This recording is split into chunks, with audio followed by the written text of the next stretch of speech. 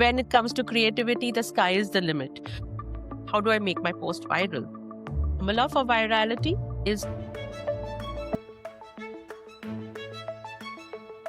social media is not just about opening an account and putting up photographs and putting up content. What is the value of social media? Learn the art of multitasking. Learn to let go. You are not a superwoman. I think delegation is the key for a smooth sailing life. My biggest learning was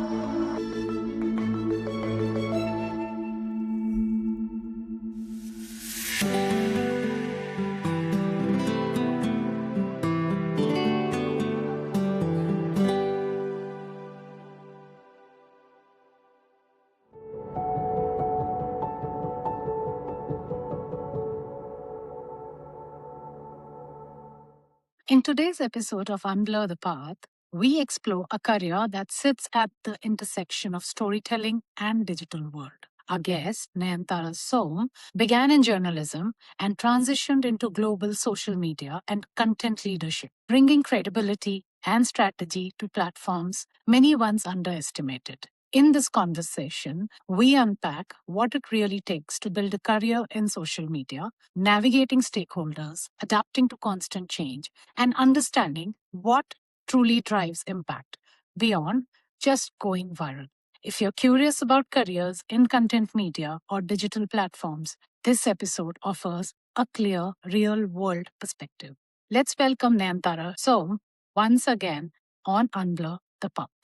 Welcome back, Nayantara, to Unblur the Path. Thank you very much, Lakshmi. Always a pleasure speaking to you.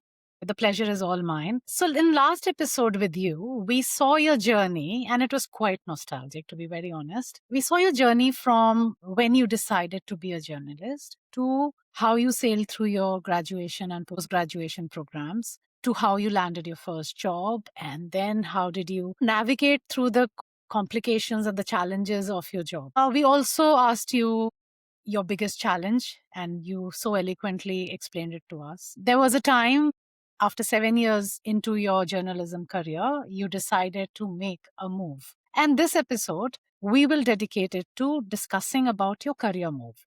You did explain why you switched the career. What we want to see and learn from you today is how you did the change. What were the challenges? What was the learning? How did you prep yourself to be a part of a new career altogether, which was roughly connected to your earlier journalism career as well?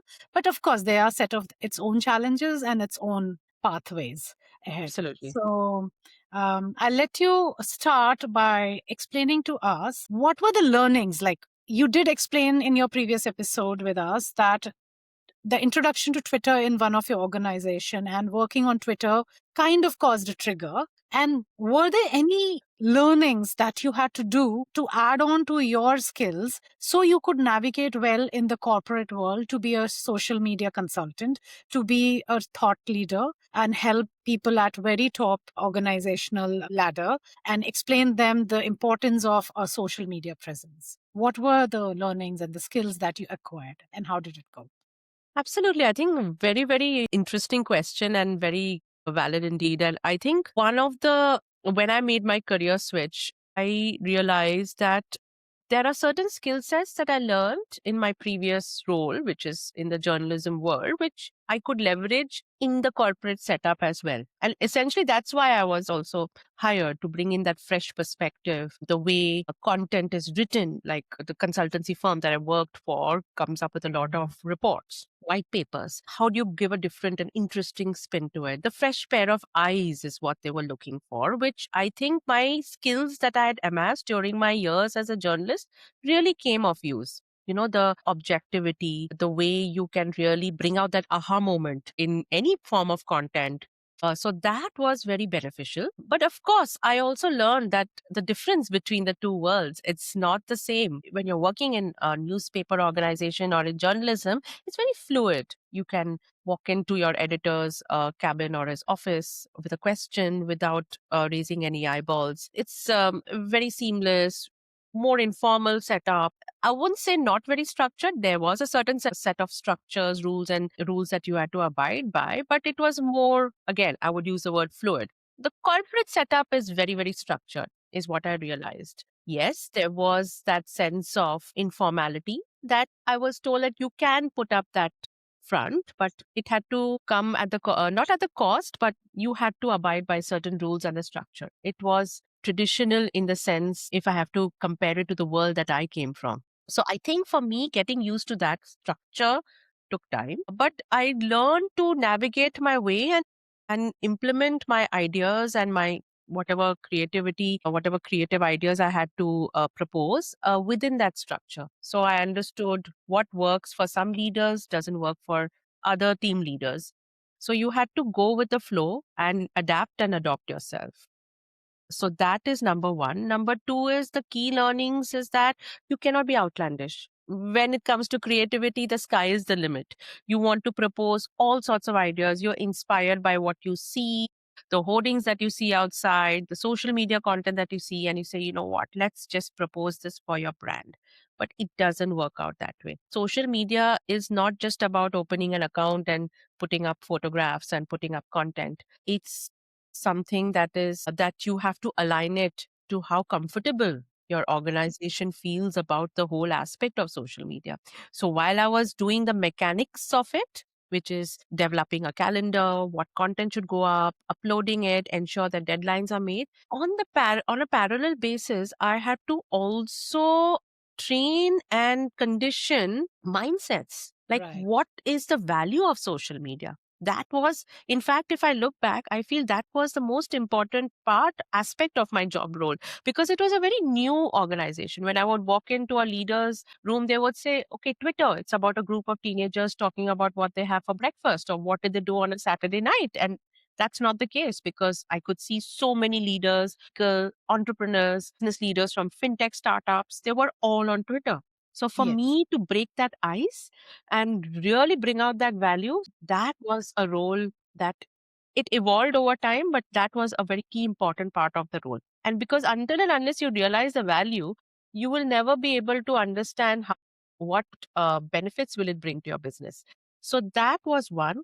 The other learning that I had is that given that it's a corporate setup, and it's a highly regulated industry, more than understanding what you can use on social media, you have to be very, very careful of what you shouldn't be speaking on social media. And for that, you need to know the sector that my company was in the auditing sector. So you have to be very careful. You should not be talking about confidential data. You should not be talking about we get excited with social media. We will be constantly putting photographs from our office spaces, but you have to be mindful how will other people look at it, whether they're okay with it, whether they're okay with their faces being published Yeah. in a public forum. Right. Lot of nuances which I learned on the job. And also because the industry was also evolving, Lakshmi, at the same time. Okay. Because the Yes. industry was new and it was coming up evolving, and therefore even I was learning along with it. So Okay. those were the top two learnings that I had. And I think my biggest learning was, of course, like I always keep mentioning as I mentioned earlier about stakeholder management, I think it was here that I really understood how to do stakeholder management. And it is just not about managing expectations. It was about listening a Okay. lot of listening before you could give any advice. So I think those were the top three skills that I learned, and working on a global basis because you're working across various time zones. At least in journalism, yes, I was interviewing people from the US or the UK, but it was not on such a massive scale. Here, Right. I was given a real bigger platform, a bigger footprint. So I was reaching out to teams from various geographies, and again, where the whole work life integration comes into place. Right. Yes. So those were the top skills that I pretty much honed and mastered. Amazing. It's actually very insightful how different stages of your life you have taken up different challenges and learned how to navigate through all of those challenges. That's very inspiring to say the least. When you went into the social media corporate life, how did you find the difference? You might have touched this in your answer, but I want you to drill down. How different was it compared to the journalism in terms of people? Are you kind of meeting people who are, the attitude of people, the kind of people Hmm. who you meet, were they very different? Were they formal, informal, or were there a decent mix of both kinds? How would you kind of grade them? And how difficult was it? So to answer your question, it was a mix of both. I won't Uh-huh. say it was I won't say it was very easy to navigate, yet at the same time, superbly difficult. I think I was lucky to be in a team where we had most of us were ex journalists, or we worked in some media organization. So in my immediate team, we were essentially a creative lot, I would say. So I think somewhere down the line, we could connect, kind of bond together, kind of discuss what are the challenges we are facing, even discuss the creative ideas also, because all of us had superbly outlandish ideas. And I think we were each other's filters, if I have to say. Like, will this work? Will this not work? How will this person take it? How will this team take it? So I think that sounding board was always there. And I was very lucky and fortunate to have that team who could kind of understand where I'm coming from. Because you see, looking back again, and I keep analyzing my life over and over again, that if I was in a separate team where, it was a more formal setup, say my immediate team was more formal, they didn't understand my point of view, it would have been a different story. So I think what worked for me was my immediate team. Yes, like I said, social media is a very personal choice Right. at the end of the day. I think different people reacted very differently. Different teams, I would say in this case, because there were two aspects. I was helping the larger organization get on social, and at the same time I was helping individual leaders also with their personal branding. So I think in both approaches, it was very different. There were teams who are extremely digitally savvy in that digital readiness curve. They were up there somewhere, and they were very open to ideas. They were very open to, very supportive, very collaborative. They would work with you shoulder to shoulder, and we would be really killing it. But there were Yes. some teams who are extremely formal, and more than formal, I think they were very close. And I could sense it when I would get into a room. And that's also because of the fact that they had some preconceived notions of social media, which is with any technology, if you look at how we see AI today. I think I'm not simplifying things, but again, if I would look back and see, that's the way people looked at social media. They were very apprehensive, very Yes. cautious, some of them very scared also as well, to the point they said, no, we will not get onto socials.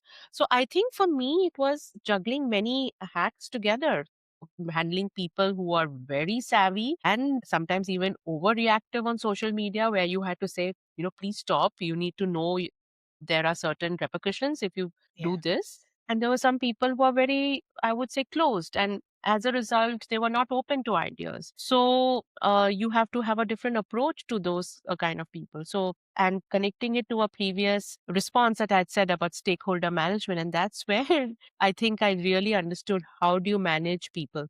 And as you grow in your career, yes, skills are important. And I think, Lakshmi, you would also agree with me, it becomes more of a people management. Absolutely. I think you are more tested on your people management skills than Yes. anything else.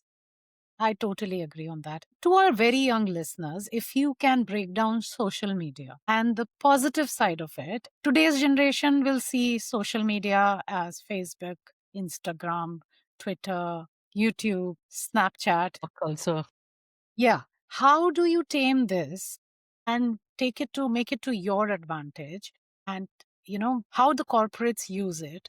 If you can bring that down and explain it to the young listeners in their language, how would you do that? absolutely. So, say I'm taking the example of a corporate company that's not on social. So, essentially, what were the traditional ways of advertising? It was either you would have a print ad in a newspaper, or you would go, if you had the budget, you would go on a billboard, or you would go on television. Like, these were the usual traditional ways of advertising.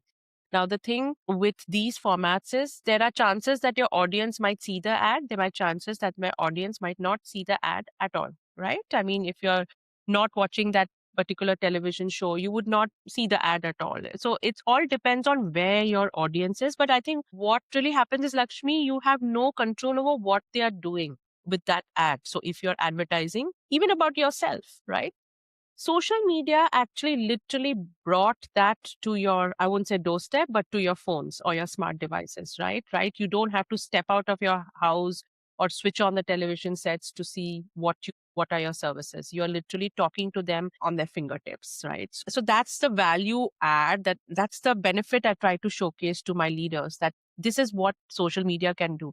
If you are promoting your services through, those days it was LinkedIn, Facebook, Twitter, and Yeah. YouTube. Yeah. So Instagram came much later on, and it was meant for a much more younger audiences and younger set of audiences. And of course, the messaging would be very different. So I think the value that social media brings for corporates, and where you can also think of a career there, is how can you advertise their services on these platforms. And also you have to bear in mind each platform has a different way of tonality of talking. So the Yes. way you speak on TikTok, for example, is very different from way you would speak on LinkedIn. LinkedIn is more formal, it's more professional. You cannot use much of slang, not advisable to use much of the usual Gen Z jargon at the moment, vis-a-vis, say, YouTube, where you want to create something very short, snappy, and very, very fast, something that can Yes. be consumable, right? Similarly for Instagram. So you also have to create content for each of these channels in their own specific way. Like for Instagram, if there are reels, you have to create 30-second reels, 20-second reels. For LinkedIn, there are longer formats of content. For YouTube, you're creating, like, say, a 1 hour or a 30-minute video. Similarly for Facebook, again, you want to put up some pictures, some albums about the charity shows or the road shows that you're doing. So it's a very customized approach, Lakshmi, that you have to do for each channel. And that's what makes it more exciting, right? Yes.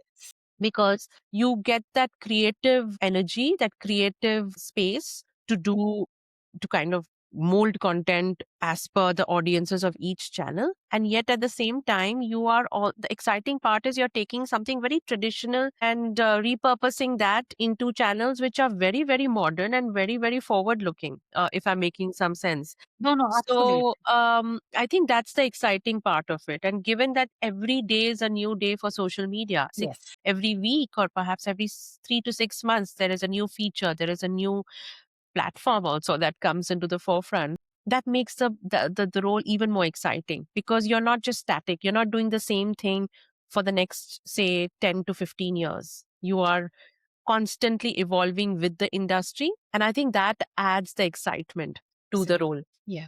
So this was when you started that you had to convince many people to, at least be on board, come to social media, Yes, yes. use it as a tool. Now, so many years later, what does your job look like, in the sense that now people are all in with, they are open to all social media channels? What generally is your role as a social media lead? Right, right. I think overall, if I compare it 20 years back to now, there are more, some of the big channels are still there, Yeah. like your LinkedIn, YouTube, not much of Facebook, but I think corporates usually now want to get into Instagram and TikTok, some of them into TikTok. So I think my role is to be constantly evolving, to keep myself abreast with the times, so that I can advise my corporate teams to produce content accordingly. So, yes, the industry is constantly evolving, constantly changing, and my role is to keep up to the times, keep up Okay. to the change that is happening.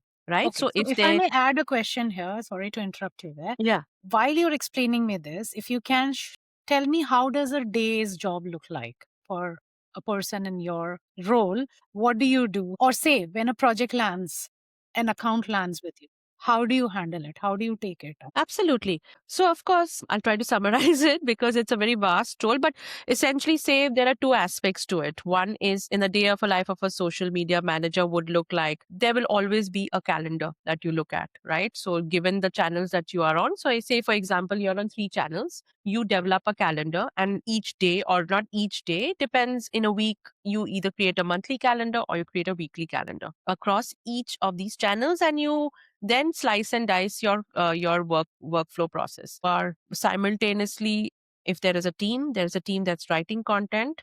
There's a person who is, say, designing posts. Usually in this day and age, the same person does everything. So you are writing captions for each of these channels. Again, molding according to the tone of the channel. Instagram, TikTok is more informal, it's more Gen Z. LinkedIn is more professional. YouTube, again, is more detailed. And Facebook, of course, you're looking at a more matured audience.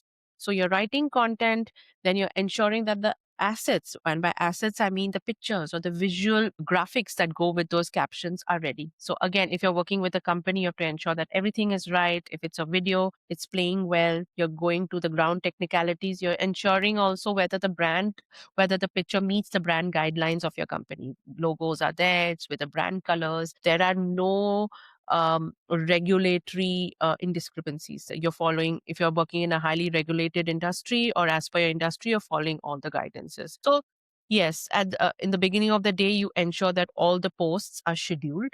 And I use the word schedule because that's what most of us do. You're not, so when channels came up, you were literally sitting in front of your laptop and uploading it manually. Yeah. Now you have the option, and there are tools available where you can schedule your post for the next, say, 1 week, and you can Okay. schedule it as per your time, the day, and also along with the content.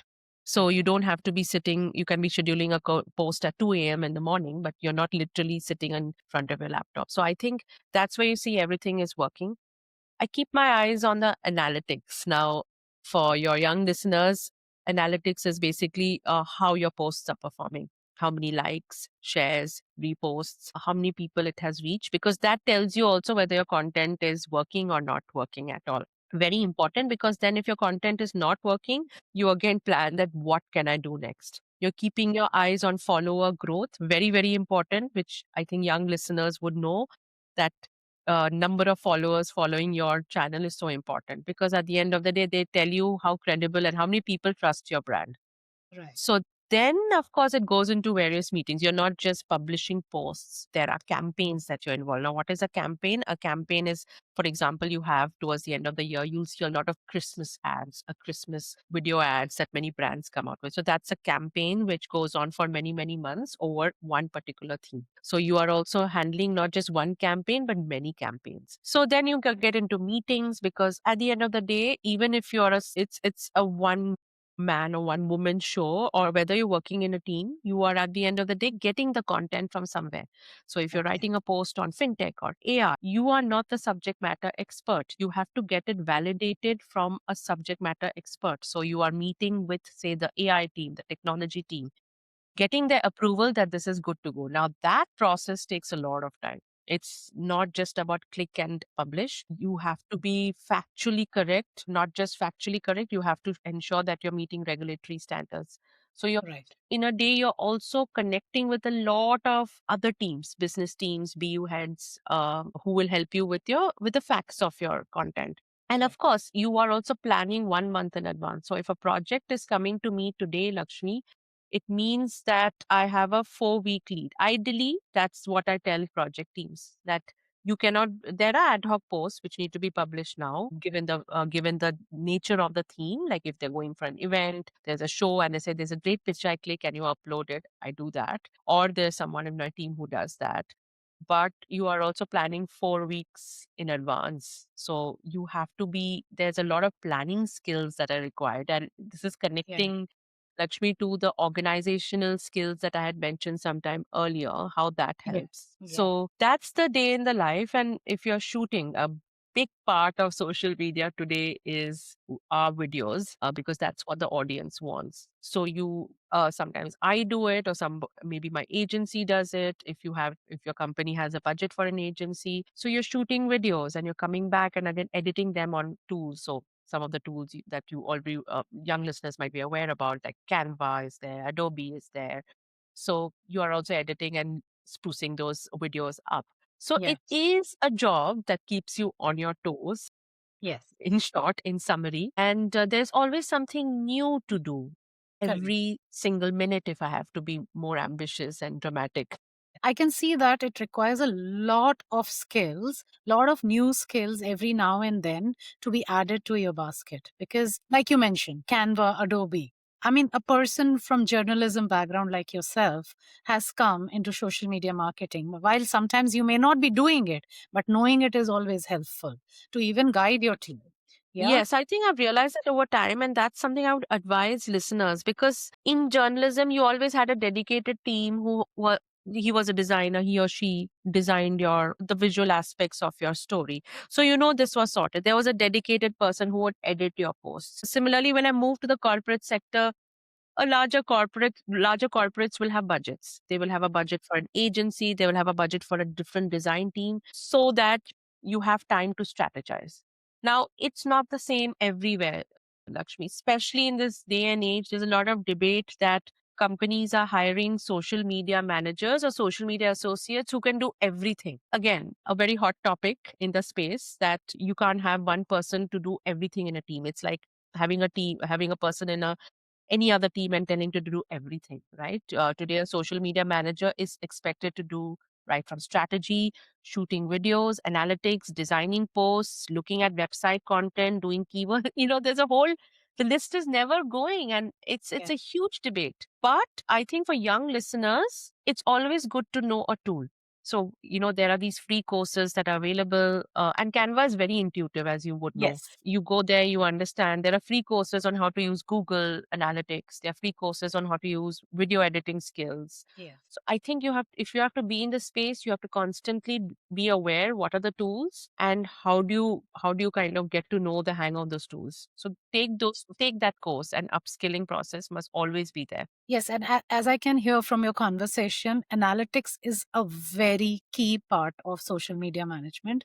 The analysis of data is so important to make your next move, to make your next strategy. That brings me to the next question. How do you learn? I mean, you briefly mentioned that there are courses on Google Analytics and all, but it's just not courses. How do you develop that intuitiveness to understand what the analytics are talking to you? So, how do you build that? It's only by practice, on ground job, or is there anything else? Of course, initially, Lakshmi, you learn. I think it's better to know, because most of these analytics dashboards, like any other dashboard, would have terminologies which you need to know.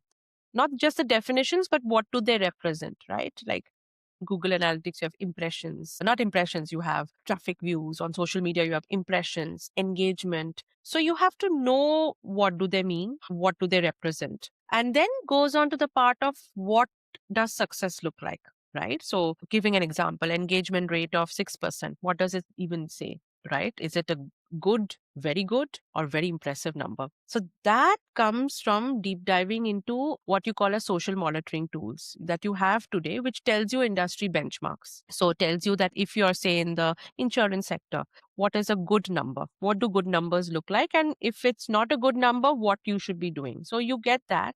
But I think, Lakshmi, it's also, so that's your initial training. But I think a lot of it comes from you yourself doing a lot of reading, a lot of, if you subscribe to newsletters, or you have some of these portals that send you weekly, sometimes even daily news updates on social media. They give you case studies about some of the best campaigns, what worked, what didn't work. So I think it's a combination of both. Three factors. One is upskilling yourself through courses. One is keeping yourself subscribing to websites. Of course, now there are no magazines per se, very less of that, but I would suggest subscribing to websites. Like, you have Social Media Today, you have a lot of you have the SEMrush Academy, a lot of these websites that also produce a lot of blog and thought leadership content that helps you understand what is good and what is not good, and gives you some futuristic articles also. And then, of course, I think meeting a lot of people. Like, I would really suggest, of course, at an early stage, whether those opportunities exist is questionable, but I think also connecting with your peers, and LinkedIn is a great place to start. So they Right. would be talking about trends, they would be talking about what's the latest, what is not working, they would be giving their perspectives on situations. So that really helped me. So, and of course, you're meeting with people within your industry sector also Mhm. as well, within your company. So that's a great learning ground for me. I feel I get to know a lot of things just by sitting with the team I'm working with. So Okay. in most of my companies, I was given that opportunity, that you sit with a team, you shadow them in their work, and you understand their nuances. Because if you're, say, for example, or doing a social media, you are handling a social media channel for, say, an environment or sustainability team, you have to know their terms and terminologies. You have to know what their trends are. You can't just depend on people coming to you and providing content. You have to know what's happening as well in that industry, so that it can be then it becomes a very collaborative process. Right. So that's what's really helped me essentially. Yeah. On a lighter note, what is the key to virality? The buzzword. My God, that's a loaded question, Lakshmi.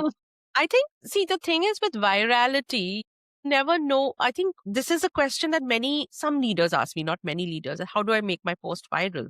The idea is that there is no formula for virality. I think it's again about being in the right place at the right time and also kind of hitting the iron while it's still hot. If so, there is no formula for virality. It's about understanding your audiences. So a simple cat video can become viral and in 24 hours, and you might have spent millions of dollars or pounds on a campaign and it's not gone viral. So there's no formula to it, but my advice, Lakshmi, is to produce content not with the purpose that it Okay. has to go viral. I think the idea is to get more engagement and spark a conversation. So to me, virality means not about hitting those 1 million views. Of course, that is important and that will be great if that happens. But virality means what are the conversations that your post or your video sparks? Has it moved the needle, if I would say? Right, right. That's very important to understand. People generally go after the things that become buzzworthy, but they don't understand what exactly. And that leads me to my next question. What does success look like? For every customer, is it different? Or is there some common denominator? I think it's different for every team. In social media, there is no standardized formula for success. So for a team leader, she would say that, you know what, for me, my objective on social media is awareness. People should be aware of who my team is, what we do, what we sell, and to know about some of our key projects. It's just awareness. So then your metrics will look very different, your KPIs and your metrics. For another team member, I mean, I have so many teams who said, I don't want anything. I just want to increase my follower numbers. Engagement, impressions, these statistics don't matter at all. Because when a person comes to my channel, the first thing they see are the number of followers. If my followers are low, yeah, nobody will follow me. So I think it's a different pathway for each team. In terms of, I think the common denominator is great content.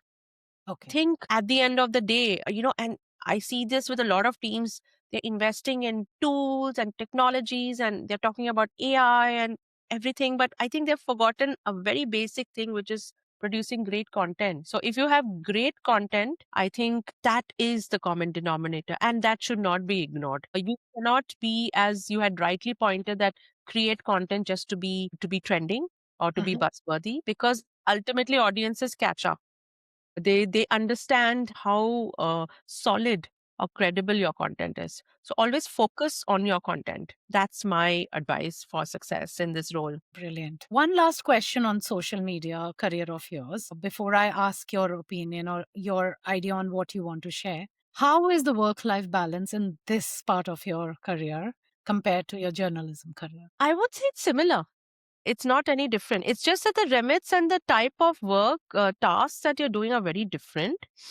There are some differences, but I think in terms of work life balance, Lakshmi, like I always maintain that there is work life integrity. So coincidentally or by sheer, I don't know, stroke of luck, I've always landed in roles which are very fast paced, very dynamic roles. So I accepted at a very early stage in my career that there is no such thing as work life balance, because then you will be very disappointed and you will always struggle and feel stressed if I say that, okay, I'm working from 9 to 5 and I'm not in my home mode after 5 o'clock. It never works that way. And Yeah. especially since social media doesn't have any boundaries, anything can come up at any time. I'm not saying ad hoc posts come up every time, but you have to be constantly monitoring your content for any negative comments or trolls. And for that, I would suggest that maintain your work life integrity. So you know that you should calendarize your diarize your day or your week, and at the same time fill in those moments where you have your time for your exercise, if you have a family, time for your family, for your children, attending to their activities and attending to yourself. And when you have that mapped out, I think then it becomes a bit more easier. So, but if I have to answer generally, is there a work life balance? I think in this day and age of social media, there is a balance. I think when I look at my peers and I look at the Gen Z demographic who is entering the social media space, they really beautifully manage their work life schedules, irrespective of whatever their circumstances are. So it's just about how do you find your niche and how do you map your day or your week. Okay. Your journey has been very inspiring. It has been, to me personally, listening to Thank you you, I very have, much. Thank yeah, you. Thank you. yeah, it has been quite inspiring. And, but one aspect, one very important aspect as a woman is managing your family and kids. Like work life Yes. balance, we can talk as a very, umbrellic topic, a topic with a big, a very bird's eye view, if I can put it that way. But when it comes to the nitty gritties of managing your family, husband and daughter, and if there's an extended family, how do you manage with work pressure? Were there places, moments where you did take a step back or didn't take a step back? Or were you okay to sail through, navigate through, and you had supportive family members throughout? So, if you can share some light, that will give our young audiences an understanding that as a girl, because they are at this moment, they are young girls who are Yes. listening and getting inspired by you. As a girl, what it entails to embark on to careers of journalism or social media management. Well, I'll be very frank and honest. For a woman, it's never easy. It's never easy. And especially if you're married and you have a family, you have children, it's never easy. And there will always be that expectation. And again, when I'm talking of gender parity, that a woman will always, most of the times, if not always, take up the responsibility of managing her family, including the managing her household chores. So that is always there. It is, I won't brush it under the carpet and say that it is all smooth going and, we have it all. We don't have it all, to be very frank. And it's very unfortunate because I see a lot of my peers stepping back completely because of this, because they feel that managing their kids and managing their family takes a lot of their time. And therefore, you see a lot of women stepping out of the workforce. And I think we saw that with the pandemic and with after COVID.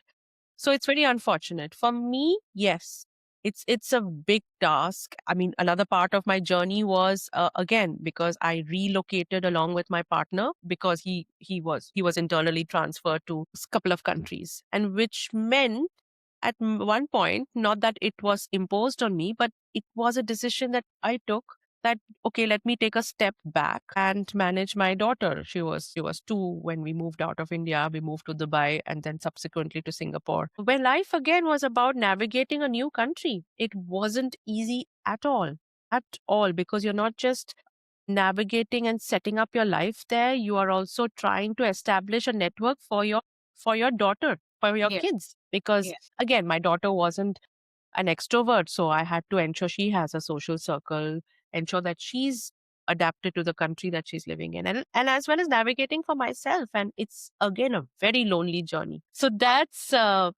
where I feel that sometimes as women take believe that that's the expectation. I think sometimes we put that expectation on us. Of course, there are a certain set of expectations society puts on us, but we believe that it's good to take that burden. And I think at some point I have come to those situations where I feel, okay, let me take up this extra load just so that my family is comfortable. So it's always there. And I think somewhere it's ingrained in our DNA. Yes, It's changing for yes, sure. yes. Times are changing. I think most of our men folk, our partners, are kind of helping us and helping us move forward day to day, day in and day out. But I feel sometimes the load is still, I think women still take half the load when it comes to nurturing and bringing up their family. Oh, that's so true. And it's good to know even your insight, that in spite of all the the challenges, if I may put it that way, you have, and one has to sail through it, make their own choices, decisions, navigate, sometimes prioritize work, sometimes prioritize family. And of course, as times are changing, it has changed a lot in last 20-25 years. For sure, we have been witness to that growing into this last 25 years as working women. So yes, I totally agree with you on this. I think it will take a while before things change. Yeah. So, as to some of your listeners who are girls, and it you just have to learn the art of multitasking. I think, and also to understand to let go. You know, Lakshmi, because at one point I wanted it all. I wanted like a great career, and when I come back home, I want like a spick and span home. I want my dishes to be made. I wanted everything, and then I think I read this. This is something that my one of my leaders told me back in the day, that no, you have to let go. You can't have it all. In the sense that if you see like something is not cleaned up and it's not going to change anything, let it go. It can always be handled the next day, because it really elevates the stress that you have, Absolutely. especially when it comes on the home front. Yes. Or you get an external help. You know, if you have the resources, if your financial salary gives you that flexibility, hire extra support. So I Yes. think what I have learned over time, and I would advise this to young girls and even boys listening to our podcast, is that sometimes you have to see what the options you have. You have to have that mindset that, okay, if this is something I can't do, what Hmm. else are the options in front of me? And learn to let go. I think you can't just, you are not a superwoman. We are told we are superwomen, and therefore we take up so much of the Yes. burden, both at work and our home front. But I think always delegate is my, I think delegation is the key for a smooth sailing life.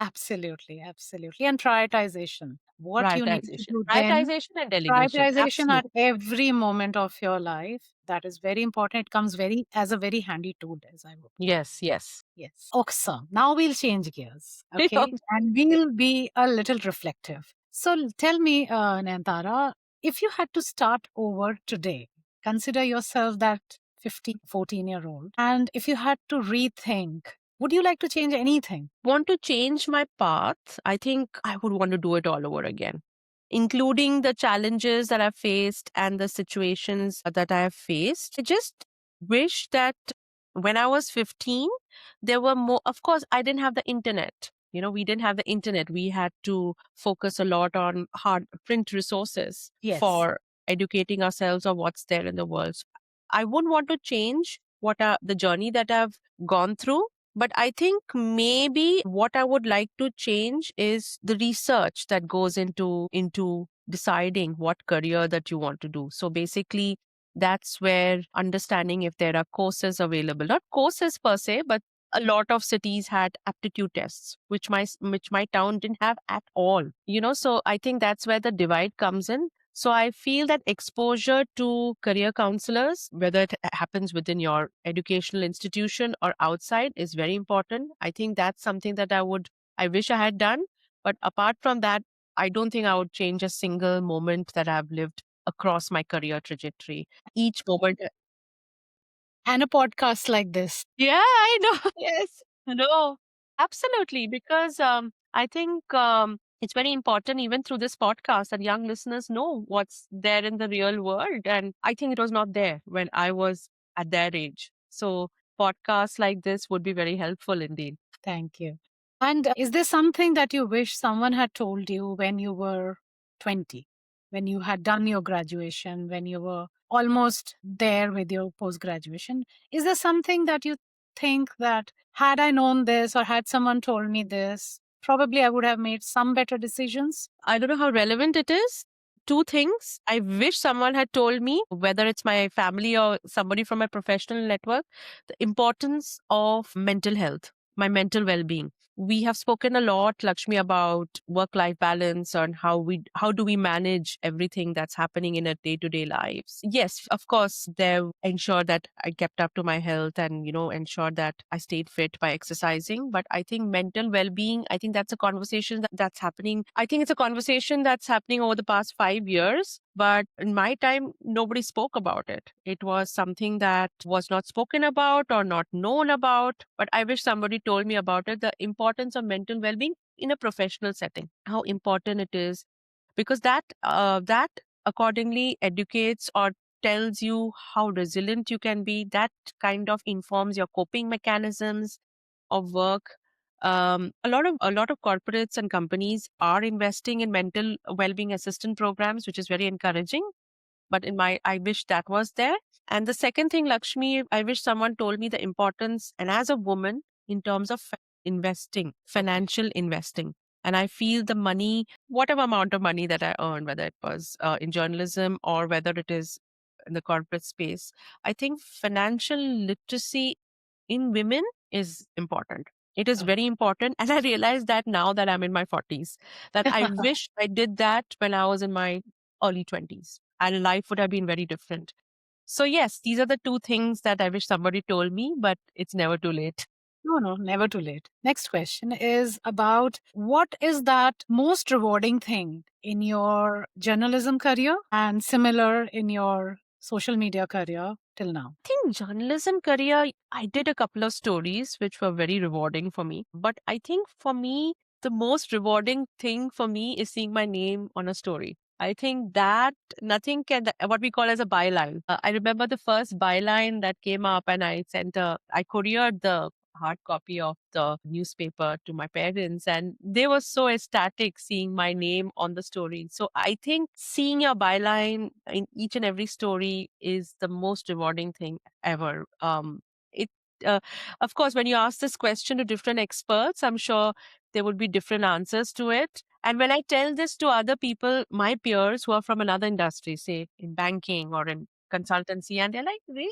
Just seeing your name is that rewarding? And I'm like, yeah, I think that name and that credibility that you earn when you walk into interview an expert, say the CEO of a company, and the respect that you get, I think that's rewarding in journalism. In social media, it is about just seeing how your content sparks a conversation. Like you had mentioned about what is success in the role of a social media manager.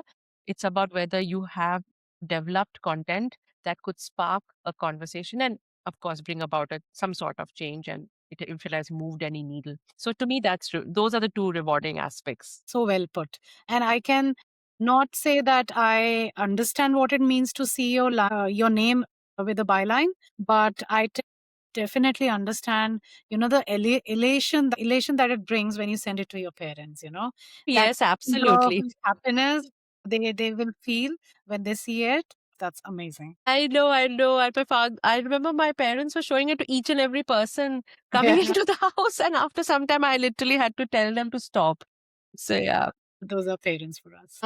Okay, moving gears, and this is the last segment of our podcast, and it is the rapid fire round. So we'll look for short answers, one word or one sentence mostly. But yeah, Okay. feel free if you want to add a bit here and Okay. there. Okay. Sure. Sure. Sure. Okay, one book that has influenced your career or mindset. Alchemist. Okay, and why? The Alchemist or Alchemist. I think that book really told me that you have to listen to your heart. In my day and age, I'll just add a bit of context. MBA was the most sought after degree, followed by the usual suspects, and everybody was pursuing an MBA. But I think that book really opened my world. It really changed my perspective that follow your heart and follow your dreams, but protect your dreams also. Yes, It's very yes, important. yes, absolutely. One thing every student or young professional should know before embarking on journalism and then social media marketing. They need to be agile and flexible. I think that is very important. And I just don't mean that they have to be workaholics or they have to do an all-nighter. I think you have to be very open and, if there are tasks given to you, just don't be ready for it with an answer that says, no, I can't do it. Explore all the options and then go for it. Thanks. One life skill that has helped you in most of your roles. I think public speaking, which again, something that I learned in my post graduation course, that has really helped me. And to this day, that's my strongest skill set. I can see that clearly in the podcast as well. Thank you. One moment in your career you'll never forget. Like I said, having my byline seen, my first story and with my byline and my name on it, I think that is the biggest thing the most rewarding experience for me. What is the guilty pleasure that you indulge in? Binge watching. As much I know young listeners are listening to your show, but each to his own, his or her own. I think for me back in the day, I would come back and just watch The Big Bang Theory. I was a big fan of that show. So yes, binge watching is my go-to guilt pleasure, if I have to say. Yeah, this podcast is all about honesty, so there's no hiding. Yes, yes. A quote or a mantra that you live by? Seize the day. I think every day is different, and that has helped me to cope with my day-to-day stress points that come up. So take each day as it comes and just go with the attitude of seize the day. What's the most misunderstood part about journalism? That you need to be a workaholic, and that you need to be ready for that. The work is all about all-nighters. Not the case. You don't need to be a workaholic. You need to know about setting boundaries, but at the same time, delivering your good work and good quality of stories and pursuing your hobbies. And I think you can have it all. Have it all in the terms of how do you integrate the two worlds. Amazing. What is success to you? I think success is sparking a conversation, Lakshmi, which you would know even from this podcast. Yes. For me, success is about, interestingly, I was having this conversation with my partner yesterday and we had the same question. What does success look like? He had a very different answer, as usual, a very tangible answer. But for me, success really is about how can I not change, but how can I spark a conversation with whatever I do? I think that's very important because that leads to change. That leads to some sort of momentum that that you're moving forward. One advice that you would like to give to someone who's thinking of joining journalism? One advice is just keep yourself updated. I think read at least 5 newspapers. I won't say in a day. It's not possible with so much of studies that they have, but keep yourself abreast with 5 types of newspapers and periodicals. That will give you a very fair, give you a perspective of how newspapers report, what's their tonality, and what are the kind of stories that they do. Okay, that's wonderful. One last thing. If you have to ask a question to our next guest here, what would that be? So that one question that I would like to ask my guests, and of course, because we always have these moments of self-doubt, is that if you're talking to your 20-year-old self, would you choose the career that you either had pursued then and pursuing now, or you would change your stance? That's very nice. That's a wonderful question. I hope to ask this to my next guest. Yes, and I would love to know what the answer would be. Absolutely, absolutely. So, Nayantara, this brings us to the end of the podcast, Unblur the Path, and it was wonderful, really wonderful to have you. I have learned so much in the last 3 hours that we spent together about the journalism career, about the social media management career, and by spending just 3 hours with you, it has been so insightful. I don't know, living that life would have been I think it was so walking wonderful. down memory lane, Lakshmi. Thank you so much. And I think it's a great podcast show that you're doing because, like I said, when I was thinking at that point in my life where I was thinking, what should I do or what's the career that I should be pursuing, there were no resources, let alone a podcast. There were even counseling centers weren't there, at least the town where I came from. We just had one magazine and that was it. Then I had to navigate my own path, my own way. So what you're doing is truly exceptional. And I hope young listeners really, really imbibe and consume all the content that you are publishing out there. So great work, Lakshmi, and thank you so much for taking me on this journey. Thank you so much for your kind words, Nayantara.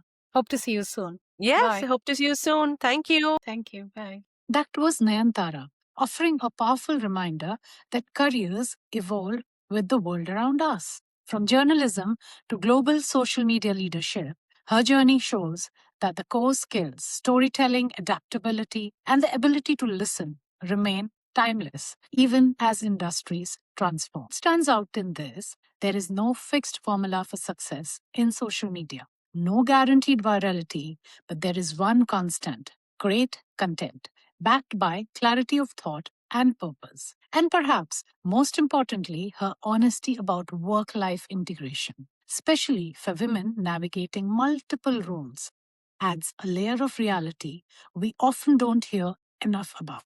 If this episode gave you a new perspective, share it with at least one person who's trying to find their path. And don't forget to subscribe to Unblur the Path, because sometimes all it takes is one real story to bring clarity to your own. Thank you.